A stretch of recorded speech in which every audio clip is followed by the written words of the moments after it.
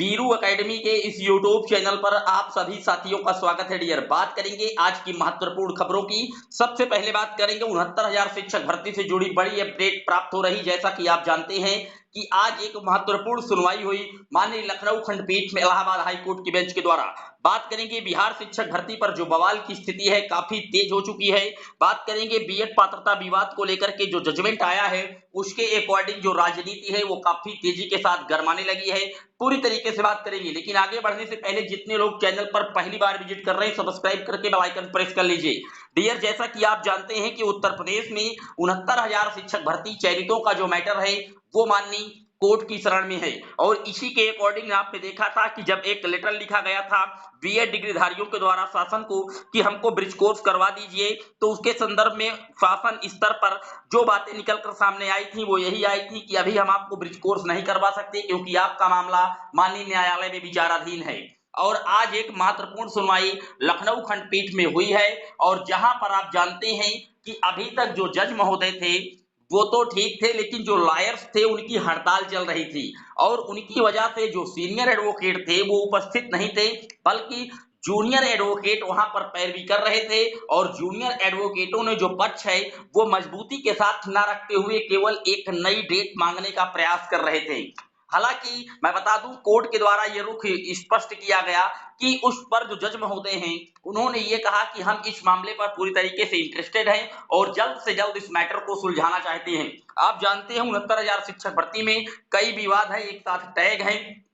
Answer की वाला matter अलग टैग है, 6800 की जो आरक्षण की सूची वाला मैटर है अलग टैग है और बीएड को यहां से बाहर करने के लिए आप जानते हैं वो अलग टैग है। सारे मैटरों को एक साथ टैग करके इस मामले की सुनवाई हो रही थी और अंततः जब सीनियर एडवोकेट नहीं थे, जूनियर एडवोकेट थे, तो उन्होंने एक नई डेट मांगने का प्रयास किया और जो जज महोदय थे उन्होंने एक नई डेट इस पर लगा दी। आप देख सकते हैं टॉप 10 केस में इसकी आज सुनवाई थी और पुनः टॉप 10 में ही इसको शामिल करते हुए जो नई डेट लगाई गई वो 21 सितंबर को लगा दी गई। तो आप देख सकते हैं किस तरीके से जो डेटें हैं वो नजदीक की लगाई जा रही हैं, यानी कि जो कोर्ट है वो भी अब ये चाहता है कि इसका मैटर जो है वो कहीं ना कहीं हमेशा के लिए समाप्त किया जाए, क्योंकि आप जानते हैं माननीय सुप्रीम कोर्ट के द्वारा 11 अगस्त 2023 को एक जजमेंट रिलीज किया गया था जिसमें पीआरटी लेवल से बीएड को पूरी तरीके से बाहर कर दिया गया था और उसी के बाद जो ये विवाद की स्थिति है ये लगातार बढ़ती जा रही है। बीएड के जो अभ्यर्थी हैं वो ब्रिज कोर्स की मांग कर रहे हैं,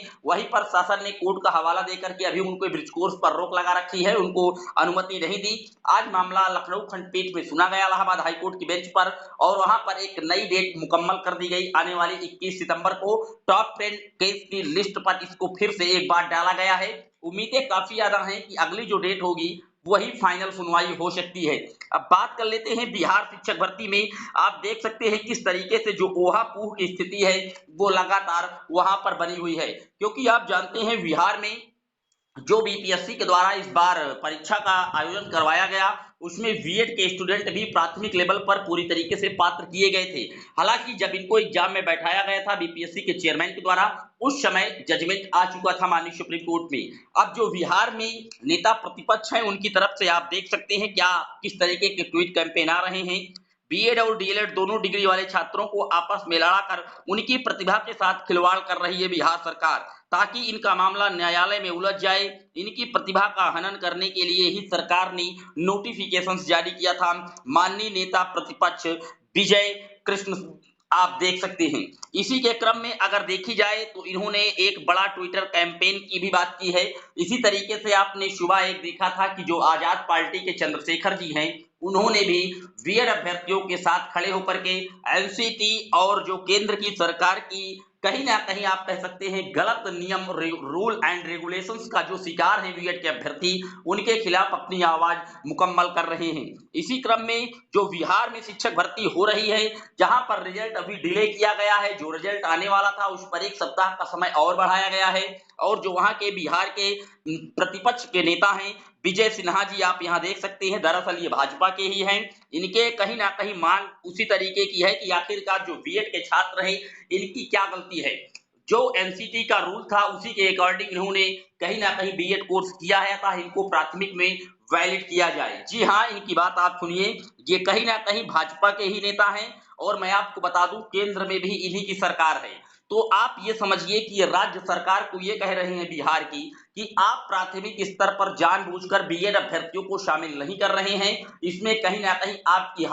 आपकी हीला हवाली है। आप कोई ऐसा रूल एंड रेगुलेशंस लाइए, नियम लाइए, पॉलिसी लाइए जिसमें से आप बीएड का रिजल्ट भी निकालिए। लेकिन मैं आपको बता दूं, इन्हीं की सरकार केंद्र में है और केंद्र सरकार के ही आदेश के अनुक्रम में एनसीटी ने 28 जून 2018 का गजट बनाया था और उसी के अनुपालन में अभी आपने देखा था कि केंद्रीय विद्यालय संगठन केवीएस का जो रिजल्ट आने वाला है उस पर केवीएस ने नोटिस जारी करके स्पष्ट शब्दों में कह दिया है कि हम बीएड के स्टूडेंटों का रिजल्ट नहीं निकालेंगे। हम माननीय सुप्रीम कोर्ट का जो आदेश है उसी का पालन करेंगे और उसके अनुक्रम में केवल डीएलएड स्टूडेंटों का जो रिजल्ट है पीआरटी लेवल में हम उसको ही केवल रिलीज करेंगे। अब ये राज्य की सरकार के नेता प्रतिपक्ष हैं, केंद्र में इन्हीं की सरकार पूर्ण बहुमत से है और ये कहीं ना कहीं जो केवीएस पीआरटी का रिजल्ट है उस पर केंद्र सरकार कोई नियम नहीं बना पा रही है और ये बिहार राज्य में एक नियम बनाने की बात कर रहे हैं। वहां पर चूंकि ये विपक्ष की भूमिका में है और केंद्र में ये पक्ष की भूमिका में है तो वहां पर केवीएस पीआरटी के अगेंस्ट ये कहीं ना कहीं नियम नहीं बना पा रहे हैं, जबकि वहां पर अपनी राजनीति को चमकाने के लिए ये विपक्ष पर लगातार वार करते जा रहे हैं। आप देख सकते हैं किस तरीके से हर राज्य में हर नेता अपनी राजनीति को चमकाने के लिए किस तरीके से कहीं ना कहीं एनसीटी और केंद्र के बनाए गए रूल्स के अकॉर्डिंग जो राजनीति है वो कर रहे हैं। आप अगर इनसे केवीएस पीआरटी के लिए नोटिस दे दीजिए, एक लेटर लिख करके कि पहले आपकी सरकार केंद्र में है, आप केवीएस पीआरटी के रिजल्ट में बीएड को इंक्लूड करवाइए, तो यहाँ पर जो बिहार की शिक्षक भर्ती है जहां का रिजल्ट अभी आना बाकी है वहां पर कुछ उलटफेर फिर हो सकता है। एक जगह जहां आपकी राज्य सरकार है वहां पर आप बीएड को रोक रहे हैं, केंद्र में आपकी सरकार है और केंद्र के द्वारा जो केवीएस पीआरटी का रिजल्ट है वहां पर आप रोक लगा रहे हैं और किसी दूसरे राज्य पर जहां पर आप विपक्ष की भूमिका में हैं वहां पर आप चाहते हैं कि बीएड को इंक्लूड करके रिजल्ट निकाला जाए। तो आप देख सकते हैं किस तरीके से जो राजनीतिक दल हैं वो केवल अपने निजी लाभ के लिए इस मुद्दे को किस तरीके से आप कह सकते हैं हवा दे रहे हैं। लेकिन फिलहाल जो बीएड के अभ्यर्थी हैं वो काफी भी परेशान स्थिति में खड़े हैं। निश्चित तौर पर वो सरकार से अध्यादेश की मांग कर रहे हैं। फिलहाल क्लैरिफिकेशन याचिका पर भी एक महत्वपूर्ण मैटर फंसा हुआ है क्योंकि कुछ जो अभ्यर्थी हैं डीएलएड के उनकी तरफ से जो एडवोकेट किए जा रहे हैं उनकी ये मांग है कि जजमेंट जिस दिन से आया है उस दिन से ना हो बल्कि जब गजट बना था तब से इस गजट को रद्द किया जाए। वहीं पर बीएड के जो एडवोकेट हैं उनका जो अलग तर्क है कि जिस दिन से जजमेंट आया है प्रभावी उस दिन से हो, क्योंकि आप जानते हैं कई राज्यों की शिक्षक भर्तियां हो चुकी है इस गजट के अकॉर्डिंग। जैसे उत्तर प्रदेश में 69,000 का मैटर आप देख ही रहे हैं कोर्ट में लगातार घूम रहा है और इसी तरीके से मध्य प्रदेश में एमपी वर्ग 3 की एक वैकेंसी आई थी 16,000, जहां पर भी लगभग 7 से 8,000 बीएड के अभ्यर्थी चयनित हैं, नियुक्ति पत्र लेकर के विद्यालय में सेवाएं दे रहे हैं। पूरी तरीके से अब ये स्थिति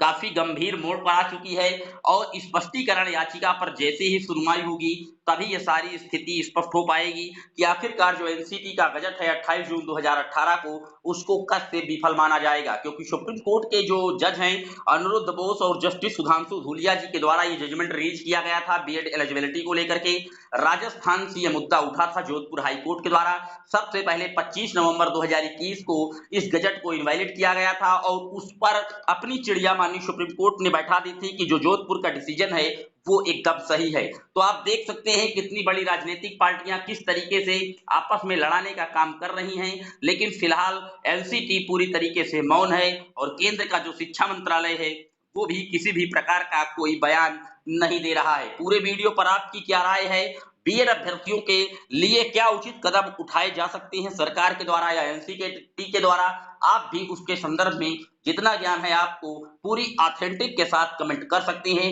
फिर मिलेंगे एक और वीडियो में, तब तक के लिए जय हिंद जय भारत।